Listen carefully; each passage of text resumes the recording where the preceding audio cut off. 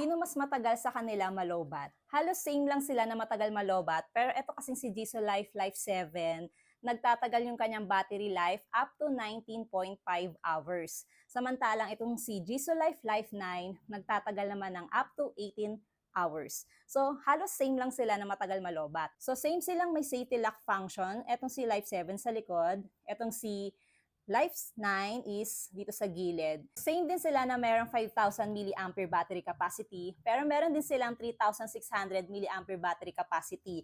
Mas mahal itong si Life 9 kaysa kay Life 7. Pero ito yung bet ko sa kanilang dalawa kasi mas preferred ko yung may malawak and malakas na buga ng hangin.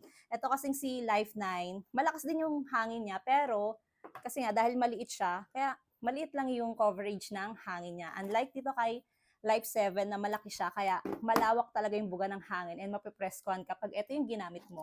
So meron pa tong ibang color na pwede niyong pagpilian. Meron siyang 5 wind speed levels.